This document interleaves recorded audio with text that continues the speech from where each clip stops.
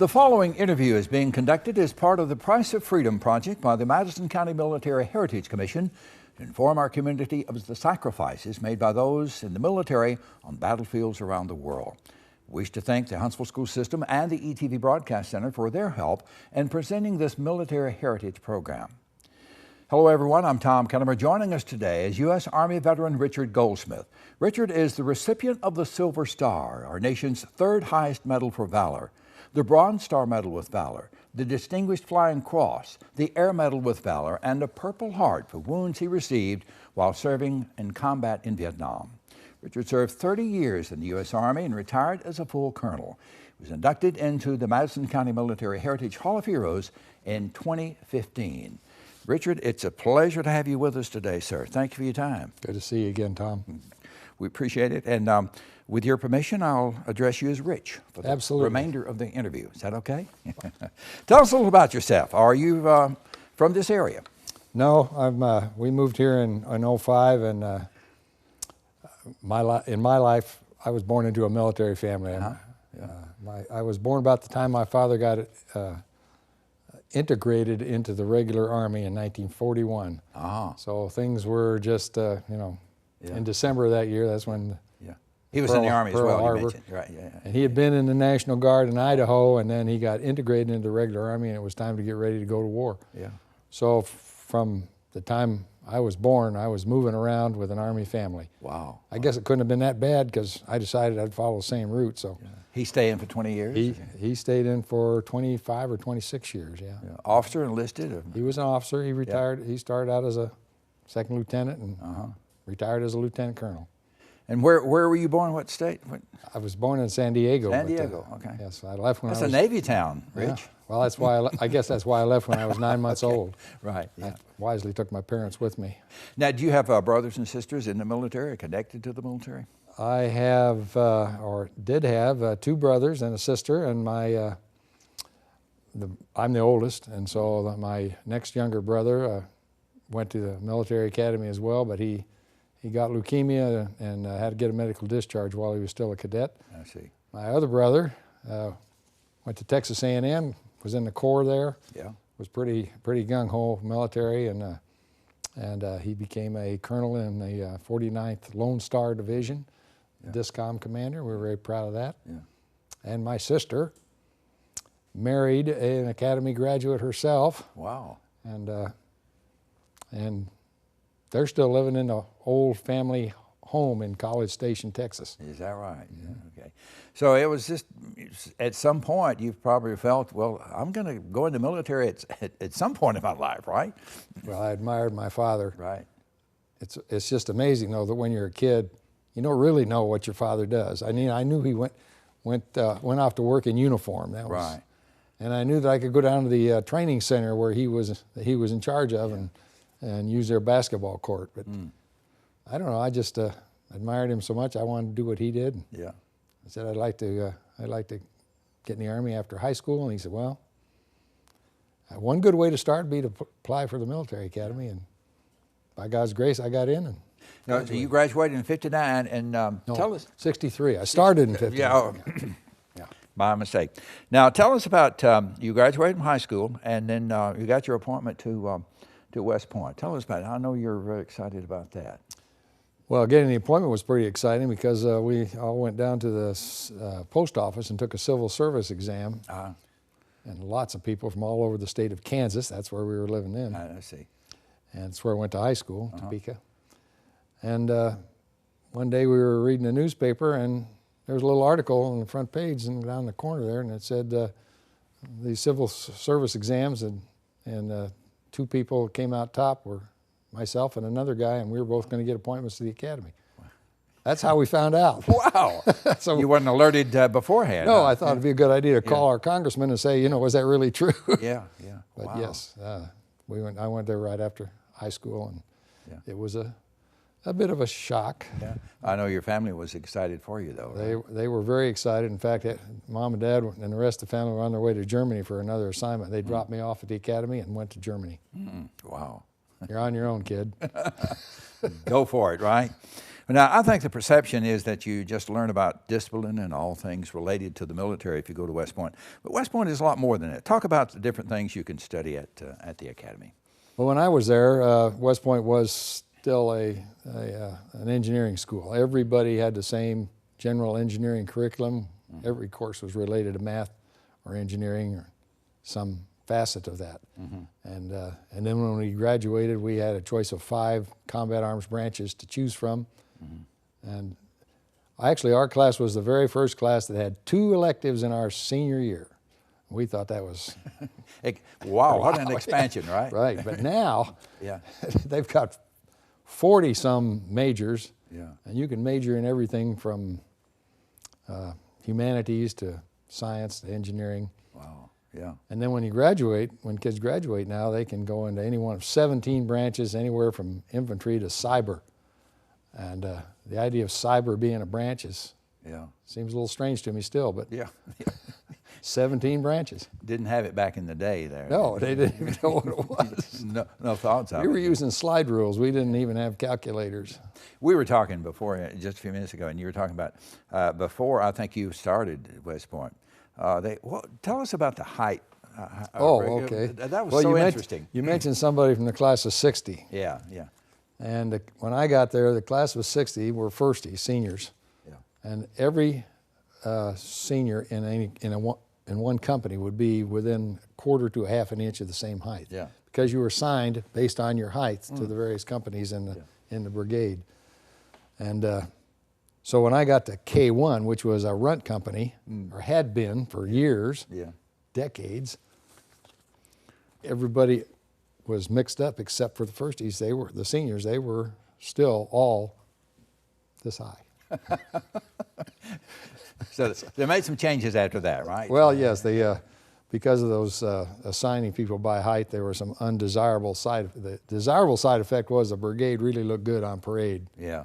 Because you could look down the line and everybody was the same height. But the runt companies became super aggressive in order to try to make up for their had to work harder. For their disadvantage in height and so on. So, and that's what they call them, runt companies.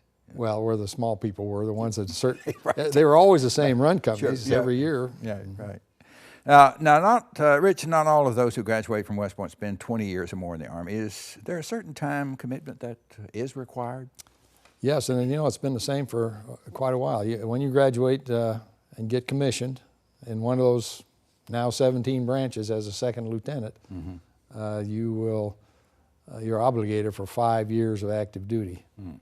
And even if you get out of the Army after 5 years, you still have 3 more years in the individual ready reserve, which it's not a big infringement on your civilian life, but you're on the list that you could be called up. Well, the government's paying for your education, so that is right. You got to make that commitment. That's one of the things that is very attractive about going to a military academy is that you got the best scholarship going. Yeah. Everything's paid for. In fact, you even get a small stipend. Yeah. It was half of a second lieutenant's monthly pay, which well, was $111. Yeah. Had to have a pretty good grade average, I imagine, from high school that's recognized by the academy. I mean, it does attract appointed. It's very competitive, and in some years we'll have 14 or 15 qualified applicants for every one selected. And of course it varies based on how people are viewing the military and but different times in our history and so forth. Right. With the advent of all these video games, I'm thinking it must be they're probably doing pretty well now. Everybody wants to go out there and what field in the Army did you go into upon graduation, and what kind of choices did you have? Talk about those again. You touched on it a little bit. I was commissioned in armor, tanks. Okay. And I could have gone infantry, artillery, that's field artillery, and signal corps, and engineers. Those are the 5 we could choose from. Right. Okay. So now they've got, as I mentioned, a lot more.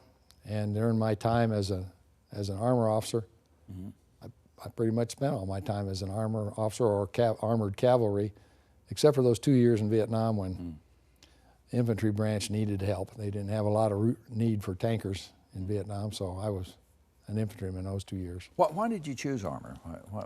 Because I love playing with big toys. And tanks are big toys. Are big, and you know, I thought, you know, they're paying me for this. This is wow. This is a lot better than the sandbox with that little I can imagine. toy tank. Yeah.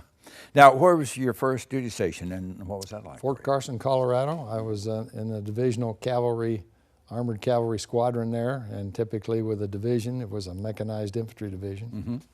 Yeah, they have one division or one battalion of armored cavalry, and they kind of go out in front when you're in combat formation and tell the general in charge of the division what's out there. I loved it. Now, you what year did you graduate from West Point? 63. Now, where did you you went to Fort Carson? What about after that? Did you go straight to Vietnam? No, that's a good question. From Fort Carson, where I had been an armored cavalry platoon leader, which I thought that was pretty close to heaven. Yeah. I was reassigned to Okinawa as part of the 173rd Airborne Brigade. So I had my 5 jumps from Fort Benning to get qualified, and that was enough to get you assigned. And Sue and I were looking forward to a grand old time. You were married then? Yes. To your wife, Sue. Okay, right. Right, Sue, yeah. And we were thinking we would get over there in Okinawa and we would travel around, see the Far East, and you know, visit Japan and all those interesting countries. Yeah. It didn't exactly work out that way, because I no more than got there, and the rumors started to fly that we were going to go and save the world in Vietnam. The 173rd was the Pacific Ready Reaction Force, and there were some threats to some major airfields in Vietnam, and so we were the first Army unit committed. But we thought we'd be back on Okinawa within 90 days, because this was going to be temporary duty. We'd get things squared away. Just didn't happen that way. Kind of a flare-up, maybe. I do remember distinctly that day when the word went around, we're not on temporary duty anymore. This is a permanent change of station. We'll be here for a year. Yeah. Where did you go in Vietnam? Where was your first station? Well, our first assignment was to defend Ben Hoa Air Base, and so we basically set up a perimeter all around that air base, and it was a hurry up and get her done, because is that in the Saigon area? Is that it's north of Saigon. Yeah, north, right. Yeah, but it's in southern part. It's in the bottom quarter of the country. It was divided into 4 core areas, and well, no, it was not the bottom. That was the 3rd core area. Okay. There's another one down in Mekong Delta. So tell us about your assignment there. Yeah. Oh well, while I was in the 173rd, I was assigned to D Company, 16th Armor Airborne. Everybody in the brigade had to be airborne, but we didn't have any tanks, so calling us an armor company, a separate armor company, is a little bit of a stretch. But we did have armored personnel carriers. And when the enemy doesn't have any tanks, then an armored personnel carrier serves quite well. Yeah. And so, yes, we would go where we were needed and swim across rivers in those swimmable M113 armored personnel carriers. And you rescue. I guess you did some rescues too, right? Well, yes. When somebody would get in trouble, we'd load up and put a bunch of guys on board, and oftentimes we'd haul around ARVN troops, Army of the Vietnam. South Vietnamese, Rich, describe the Vietnam terrain for our audience. I think many people have the perception that it's all jungle. And I mean, the entire country is not all jungle, but it is a beautiful country, though. It really it's a beautiful country, and I haven't been back, but a lot of people have. But yes, there are certain areas that are just really dense jungle, and the reason you see so much footage around those areas is because that's where the NVA could hide.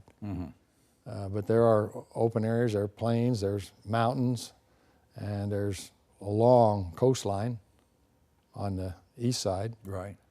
And so you'd run into all kinds of terrain, and the temperature varied too. Yeah. I remember when we flew up to Pleiku to put down a problem that was happening up there, and we thought we were going to freeze to death. It got all the way down to something like 70 degrees. We had to send. Wow. We had to send for blankets and sleeping bags. Good, great. I'd have the big coats on then. Right? Yeah, that's right.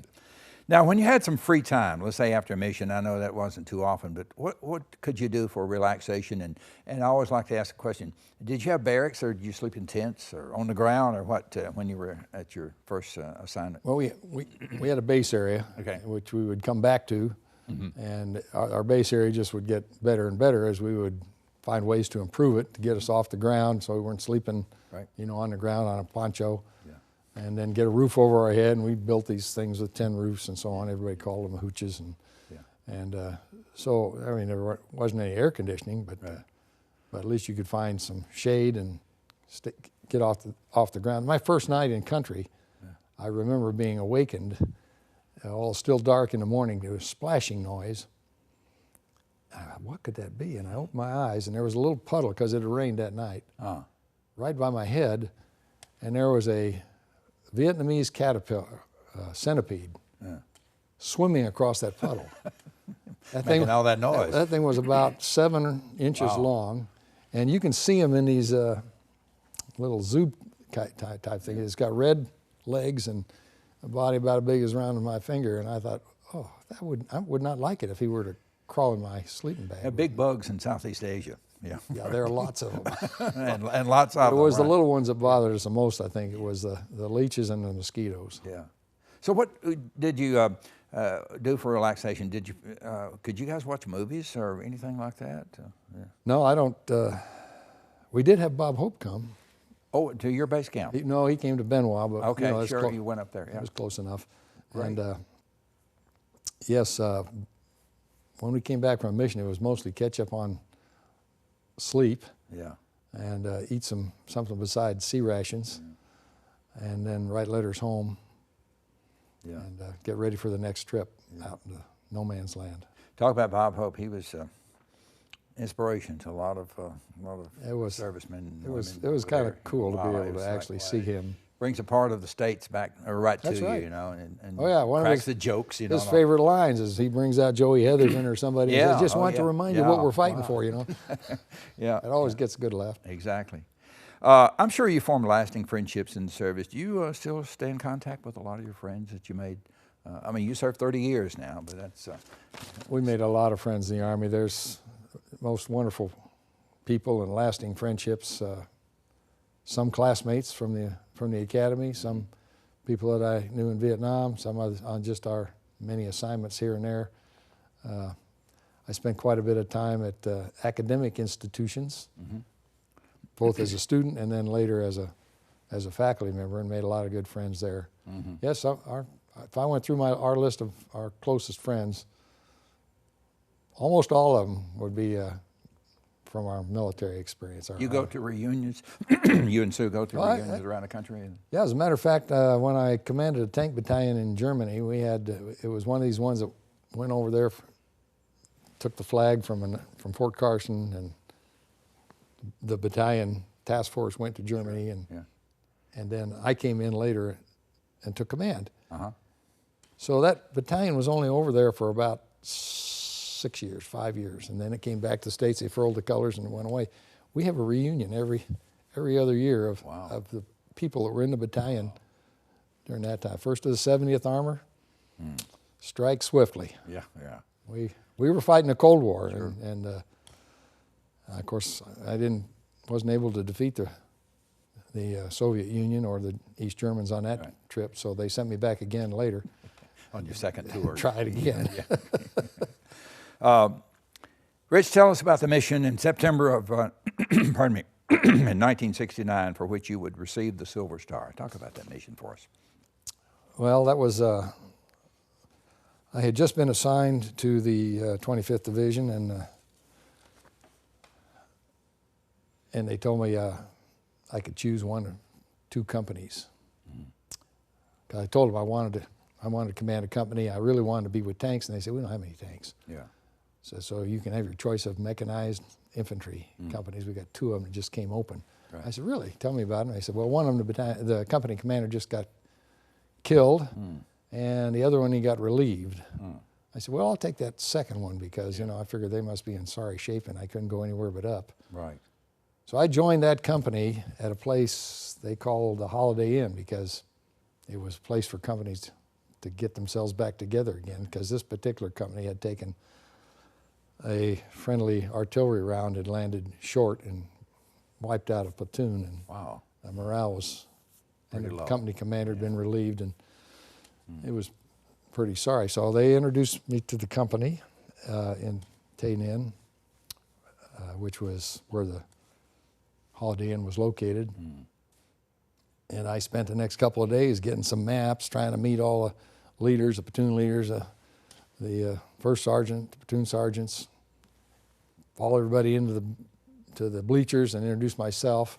They were all trying to get themselves back together again, get their equipment running, have a steak and a beer. And because when I got there, they said, "You got 4 days, and your company's going back out into Indian country." And what was your rank then? I was a captain, company commander, All right. and I was wearing infantry insignia because Sure. it saved a lot of questions. Yeah. So 4 days after I got to that company and took command, we were moving out into no man's land.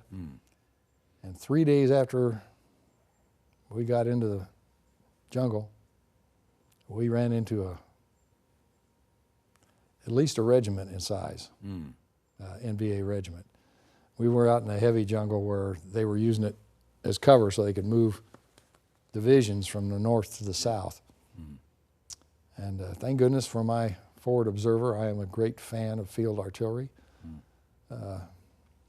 And I'm a great fan of all the other folks that helped support us. We had the Air Force flying in their HE fast-moving planes, dropping them. And we had all kinds of stuff. We had a heavy fire team, helicopters. We had what's called flame bath, where they put 3 55-gallon drums full of napalm in a fuse, and they drop it from a pallet. Wow. The problem, of course, Is is... like C-130s dropping or no, they were dropping them from helicopters. Oh, helicopter. Okay. All right. But Combined effort. Good. yeah, we had all this stuff going on. That's what was scaring me, was trying to coordinate all that while trying to keep from getting shot, because we had this heavy force in front of us, and they were really putting down some serious fire. And my aim was to get some friendly fire, heavy stuff on that, and move it back and forth. All our guys were busy shooting their machine guns, and I brought the APCs forward with their machine guns. We'd been out there on foot. And so they came forward and gave us some covering fire over our heads. But it was pretty dicey, you know, the sound of bullets zinging by, and watching people get shot. And there's something unnerving about all that noise of the battlefield. But Do you lose some guys in that battle? we did, but we made a good accounting of ourselves. Some of that artillery, especially the artillery, was right on target. And later, when they went back and counted up the bodies, we made a good accounting. This was North Vietnamese troops, right? Yes. Vietcong mixture, These I were guess, the of some NVA, North Vietnamese Army. Right.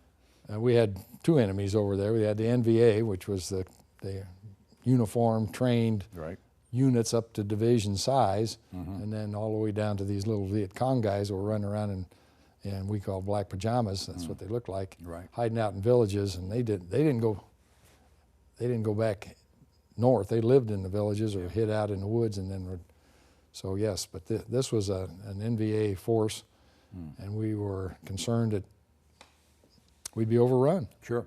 And how long did the battle last, Rich? 9 hours. 9 hours. Wow. Intense. It was very intense. Needless to say, we were ready for a nap. Yeah. When that was over. All the adrenaline was gone by that time. Long gone, yes.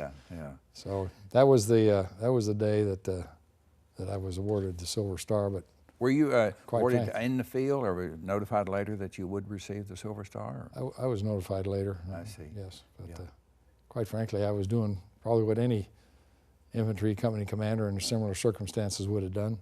Doing what you were trained to do and what you're supposed to do, right? And by God's grace, I didn't get wounded. So.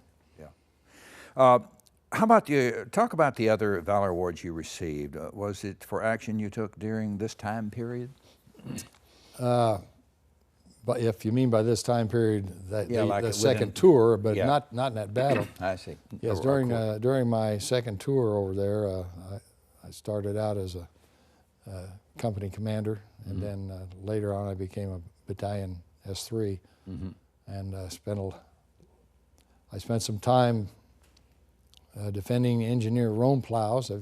you know where Rome, Georgia is, right? Right. That's where they made Rome plows. That's what we called them. They were a special dozer blade, and they'd send an engineer company out to this triple canopy jungle with an infantry company like mine to defend them, and they'd start knocking the jungle down with these special dozers. Right. Yeah. And we would be waiting, clearing it out, and they could knock down even the biggest trees. It took a little more time, but the idea was then if you had a big swath through the jungle that was cleared, then the planes flying overhead could see if a division, NVA division, was moving from this place to this place, had to cross the open area. Sure. So that was what we were doing, and so I was awarded one of those medals Bronze Star during that time. It might have been the Distinguished Flying Cross. I don't know. It's all kind of a blur. So now. you were up in the air sometime, in the helicopters. I had my company on the ground, but they gave me a light observation helicopter, and my job was to fly in the area just ahead of the bulldozers and see if I saw any enemy action, and if I did, I would throw a smoke grenade down, and then some of my guys that were following the bulldozers would sweep around in front and engage them, because the engineers didn't want to fight them. They just wanted to plow down the trees. It was our job to fight them. Right, so that's what we tried to do. Yeah. I don't recall if we lost any engineers, so I guess we did a good job. Yeah, well, I'm sure you did. Rich, how would you describe to young people what it's like to serve in war, the thoughts you have of possibly being killed or wounded during battle? Tom, I'll tell you, quite frankly, I never thought much about being killed or wounded. I just thought about, am I well enough trained to do this particular job on this particular day? And I think I was well trained. I'd had experience as a company level commander. I'd commanded a cavalry troop before I took command of my mechanized infantry company in the States. And I think the training I got at the Armor School and just from being in a peacetime unit, but doing the training that peacetime units do, I thought I was well equipped. Training kicks in, doesn't it? Yeah. Well, it does, and except for those times when you have a violent situation, I don't remember being afraid. Yeah. Okay. But then there's those times. Yeah. And so it's okay to be afraid or scared during this time. I mean, that's part of it. Would you say? That is part of it. Anybody who is doing some of the things that we got into and wasn't afraid, I would have to say, this may be a sociopath. When he comes back to the States, you might want to keep an eye on this guy. Yeah. It's what you do with that. You keep on functioning despite the fear. Yeah. And you've probably heard that from many other guys. Yeah, yeah. The thing is that everybody has this fear inside that they're not going to man up when the time comes. And so when they say a unit is battle hardened or battle tested, to me what that means is you've seen the elephant, you have experienced fear, and you didn't come apart.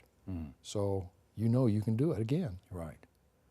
People who haven't, the green troops that hadn't done that, they don't know. They're kind of nervous about how they might react when they do see the elephant, which was the old expression. I guess it probably came all the way from Hannibal. Yeah, yeah.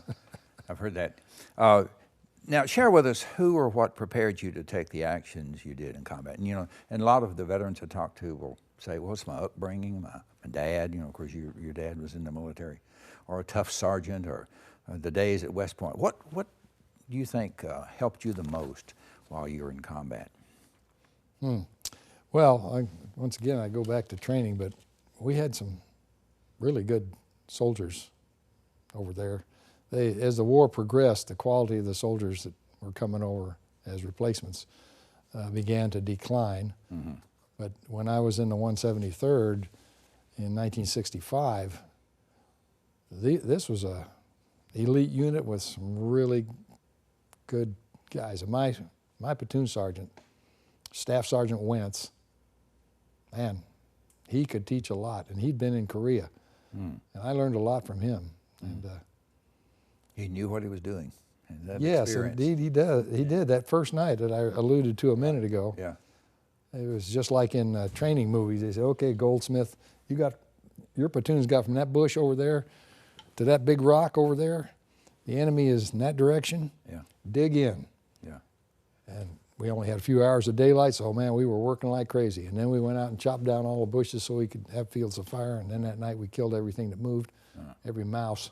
Yeah. Anything. Every mouse or rodent. Yeah, yeah. But I came over to Sergeant Wentz's area, and he had his pile of sandbags. And on the top of the sandbags, he had about 7 fragmentation grenades with the pins straightened out, so it'd be easy to pull. Mm-hmm. The movies that show John Wayne. Yeah, pulling the pin with his teeth. Yeah, that doesn't happen. Not unless it's straightened out. So he had them all, and he had 5 or 6 magazines for his submachine gun there. And I said, Sergeant Wentz, doesn't this seems a little extreme, and dangerous maybe, we'll see him coming. And he said, Lieutenant, as only a platoon sergeant can say, Lieutenant, when I was in Korea, we were in a situation just like this, and we were staring into the dark all night long, and then all of a sudden, it looked like the fields in front of us had changed from an empty field to a field of corn, and only one corn stalks. Yeah. It was Chinese soldiers. They crawled up to within 10 feet, and then they sounded a bugle, and everybody stood up at once, and the first guy is 10 feet from you. Yeah. You haven't got time to be straightening the pins on your grenade. Wow. You have not got time to be fumbling for your weapon. That's experience, isn't it? Yeah. Yes, and pretty soon we all had our stuff laid out. A young lieutenant learned a lot at that moment. And I shared it with everybody else. Of course, he'd already told everybody. I mean, he's part of a platoon sergeant's most important job is training that lieutenant.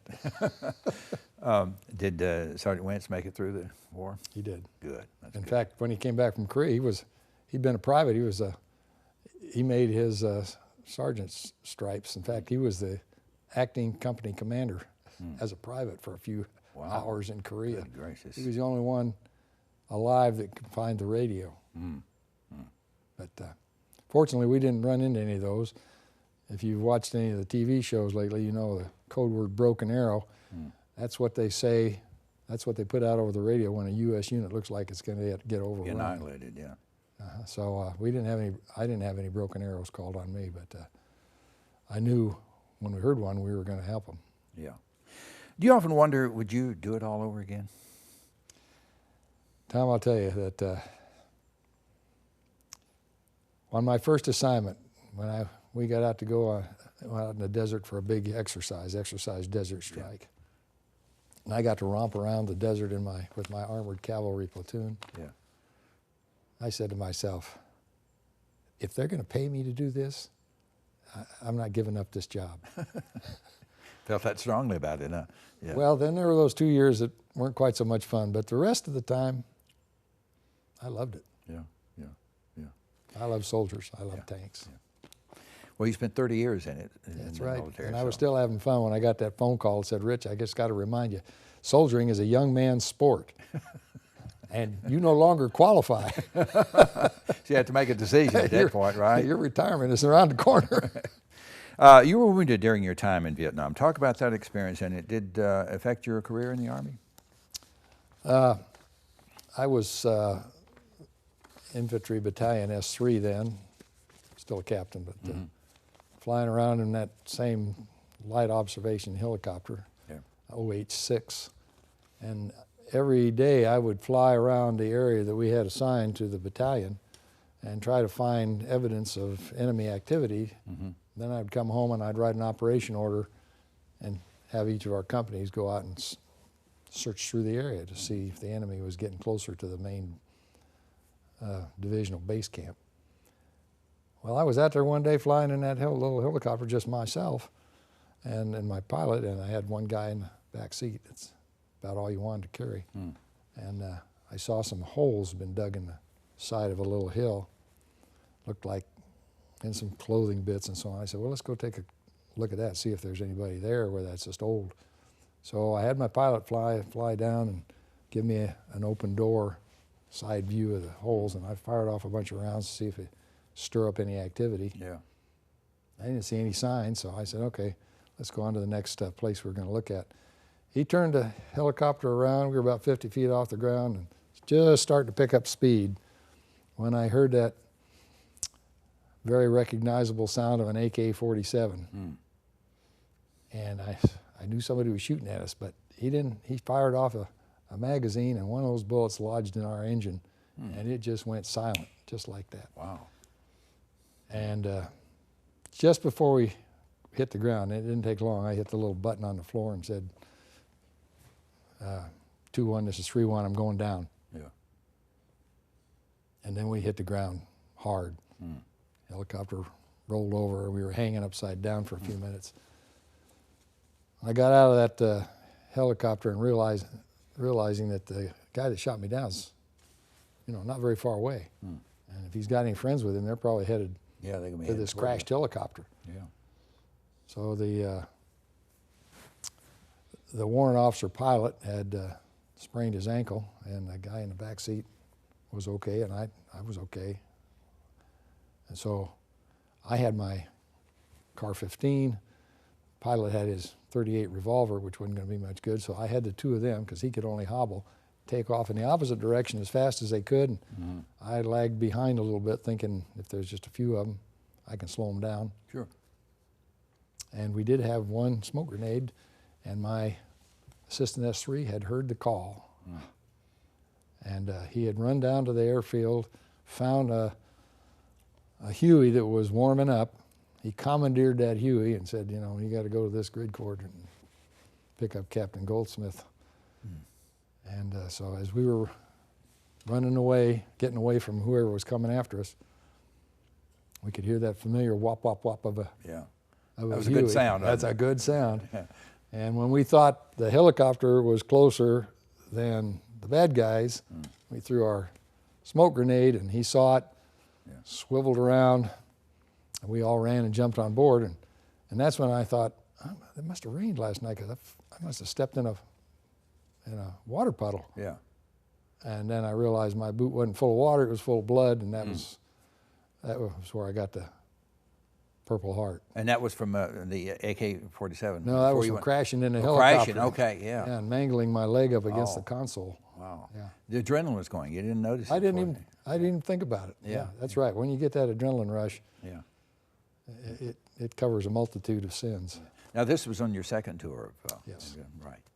Now, when you came back from your tours in Vietnam, Rich, were there protests going on at that time, and what was your feelings on that, and did you encounter any of those protests when you came back to the States? Well, yes. In fact, on the first tour over, stuff hadn't gotten too serious, but by 1969, when I was going back over, they were having riots on campus all over the place, anti-draft riots, anti-war riots, and race riots. And of course, I'd seen some of that before I went back in '69. And some of the guys had said when they got off the plane in California that these groups of protesters would say ugly things, and some of them even got spit on. Like that. Sure. Yeah. Yeah. So I thought, well, you know what? If they're going to spit on me, I'm going to make it a memorable occasion. I had my plan all worked out in my mind. If I ran into a demonstrator in the airport, and he came up and wanted to be ugly about this whole thing, my plan was to take him down hard and fast, and then pretend I was helping him up after he slipped, in case there were any cameras around. Fortunately, none of that happened. Didn't have that encounter. But yes, that's right. Were you in uniform? Yes, absolutely. Yeah, we had to fly in uniform. Yeah. All right, talk about some of the places you served and what you did following your service in Vietnam. Well, when I got back from Vietnam the second time, they sent me to graduate school to get a master's degree.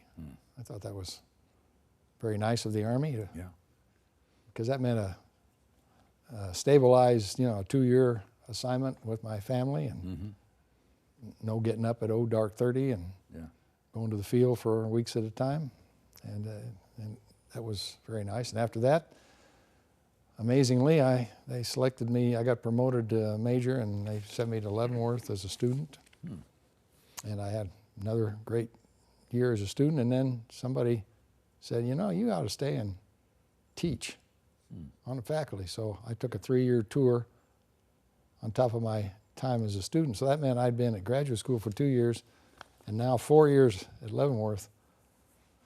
Probably not good career management because all my peers were out there doing major things. But Sue enjoyed having you at home, She I'm sure. did, yes, and it was great. And How many children did you have at that time? This was like 1970, 71 in that time frame? yes, I started in 70 and graduated in 72 from Tulane University. Yeah. And yes, we had our kids and we'd take them down to Mardi Gras and we had a great time. We have 3 kids, wonderful, grown, got families of their own. Yeah. Got 11 grandkids. Wow. We're going to get into that one. I got a couple questions there for you. But before we get into that, I want you to, now you, after this, you served 30. So where did you go? You went to Germany after this, I think? Oh, you mean after my 30-year career was over? No, I'm talking about after. Oh. After you went to Leavenworth. Right. And then I think you went overseas. We got stationed in Germany at the headquarters 1st Armored Division, and then amazingly enough, despite those 6 years in academia, they selected me to command a battalion. And the battalion was in Germany, so, well, actually I was already in Germany. I see. With the 1st Armored Division, and then I got selected while I was there.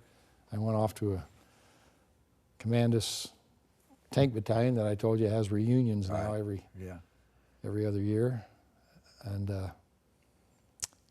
after that was over, and I came back to the States, and then a few years later, I got promoted to colonel and sent me over to Germany again to command a tank brigade. Right.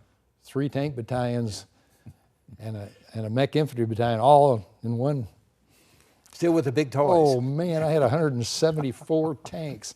Wow. Whenever I'd get a little depressed, I'd leave my office and go down, just walk. Look in at the big toys, See them all, yeah, it's just great. All right, tell us about your family. You touched on it a little bit here. I believe you and your wife Sue have been married, what, over 50 years now? Is that right? 54 years in August, yes. Fantastic. Now, you touched on the grandchildren. And now you told your children you wanted a specific number of grandchildren. Tell us that story and how did it work out, Rich? Well, it's a little embarrassing because people will assume that by my doing this, I'm becoming I'm kind of a, the Great Santini? Yeah. You know the Great Santini, being a Marine and all. Yeah. Well, it sounds a little like the Great Santini talking to his kids, but before the kids had any of them, I said, look, guys, I like to set goals, and I like to help others set goals. And my goal is 10 grandchildren. I said, you guys, there's 3 of you, you can work it out. You know, you line them up, like Santini did. Well, no, I didn't do that, but these are grown up. Sure. I said, so that's 3 each, and you can work out who's going to do the extra one. Right. And of course, after I walked out of the room, they all got together and laughingly assigned the extra, the 10th one. Like his pop, hey. Yeah, right. And then Happy Day, our youngest daughter, gave us an 11th. Fantastic. Exceeded the goal. Fantastic. Did Sue have a say in this at all? I mean. Oh yeah, she thought I was out of my mind. She said, you don't get to say when your kids, how many grandkids you're going to get. I said, you don't have any influence over that. And I said, honey, don't you know, it doesn't count as influence when I call them up and I say to my daughter, are you pregnant yet? Keeping a check on things, right? That's right. Yeah. Now, I want you to talk about this. This is, I know, very important to you. Both you and Sue have long been members of the Officers Christian Fellowship. Talk about what that has meant to you both through the years. I think you're on the board now, is that right? Yes, I am on the board, and it's meant a lot to us because when we were down in New Orleans going to graduate school, we had a life-changing experience. We became believers, Christians. I see. Of course, we didn't know any more about it. I mean, we didn't know anything about it, even though our parents had raised us and taken us to church. Once we got out of college, while I was at the academy, I went to church every Sunday because it was required. Right. Yeah. Not anymore. Yeah, right. But that was the last time I really went to church for any voluntarily. Yeah. And then while we were down there in New Orleans, Sue started asking me those, I call them the eternal questions. Mm-hmm. Why are we here? What's our purpose in life? Sure. I know everybody thinks about that at some time, but most of us do like I always did and think about something else. You know, there must be a football game on. Yeah. Why would I want to spend time thinking about this kind of stuff? So I realized I didn't have any answers for her, and bottom line is we went to church and we started doing a little research, and we got the answer and we became believers. And on our very next assignment, we went to Fort Leavenworth and joined. OCF was just getting started there, and we joined, and we've been in small group Bible studies ever since. Everything we have learned about Christianity, we learned from studying the Bible and going to those groups. You meet like once a week, once a month? Well, the typical home Bible study that we have in the military is weekly. Yeah. And usually there'll be about 8 or 10, and we'll study a passage of the Bible. Right now, we are so well equipped now. Back then, if you didn't have somebody to drag you to a study and tell you what it's about, you wouldn't know. But now you can go to our website, ocfusa.org. You can find out all that stuff, including where there's a Bible study near you. So if there's a soldier listening to this, go to www.ocfusa.org and all your questions answered. Rich, how did you and Sue wind up in Huntsville? Well, I once again had a conference with my children. Okay. And I said, we're going to move before we get so old we can't put down roots, because we had just moved Sue's parents out of their home of 41 years, and it was an agonizing experience. I can imagine, yeah. So I said, which of you can guarantee me that if we move to be near you, you won't move away and leave us? And our son Rob was the only one that said, I'm not leaving Huntsville. Yeah. We said, okay. The others couldn't give that assurance that they were going to stay where they were. So we moved to Huntsville. In your 30 years in the Army, were you ever stationed at Redstone or detached to the Arsenal? Never. They don't have much use for tankers down here. And I have too many big toys down there. Yeah, but I mean, I do admire all the people that were smart enough when they were in the Army to be in a branch that actually had some utility after they retired. Yeah. How many people are hiring tank brigade commanders? You know. Now, after you retired, did you work here in town? Did you were you employed? No. You retired and you retired. Well, that isn't exactly right. I was an independent consultant, and I see. I realized I could do what I did, which was teaching leadership. My first job after I retired, and I was on the faculty of the Army War College when I got that call and I retired. I got a job right away from the Department of Navy, teaching their senior leaders, Navy captains, which is colonels, as you know, and admirals, about leadership, specifically Navy version of total quality leadership. And that was a 4-year tour in Naval Amphibious Base, Little Creek, near Norfolk. I had a great time. And then I became an independent consultant, basically doing the same thing for Fortune 500 companies. And I kept that up until 2012. I see, yeah. After 2012, I said, I am going to figure out how to be a retired person. Officially retired. Yes. Rich, as we close out our interview, what advice would you give young people who may be considering a career in the military? Well, the first thing I'd say is if you're considering it, then my warning that the military isn't for everybody probably doesn't apply anymore, because if you're considering the military as a career, I tell you what, if you like playing with big toys like I did, or you like teamwork and bonding with people that have a goal, something that they're seeking other than just looking out for themselves. Yeah. to me, that's the big difference. When I served with all these soldiers, they weren't just looking out for their own well-being and their bank account or cars they drive, that kind of stuff. These people are seeking to serve the country. Mm. And there are plenty of exceptions, but for the most part, it's a pretty selfless occupation. Yeah. Rich, you were inducted into the Madison County Military Hall of Heroes in 2015. What did that mean? What did that experience mean for you? Well, it was really very special. I was contacted and asked if I'd be interested. Initially, I wasn't. I said no a couple of times because I felt like there are so many other people that have done the same or greater things. I got to spend a whole career in the military. You know, this sounds like something you ought to give to some poor guy that got drafted, went to Vietnam, was a genuine hero and came back. But eventually I was persuaded to go through with this. And it was way different than anything I imagined. As you know, they have that big induction ceremony, and it was awesome. And it went a long way to me to making up for the fact that when we came back from Vietnam, we were not appreciated by at all Americans. Typically, they blamed the war on us, which doesn't make much sense, and most people realize it now. And I just am really happy to see that when people are coming back from Afghanistan or Iraq or they're in their uniform, people just walking by will say, thank you for your service. A lot of different changing times. Yeah. And it's a wonderful thing. Yeah.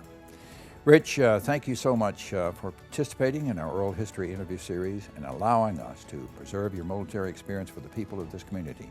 And thank you, sir, for your service to our country. And you for yours, Tom. Thank you. God bless. I appreciate that, Dan. Thank you for your time.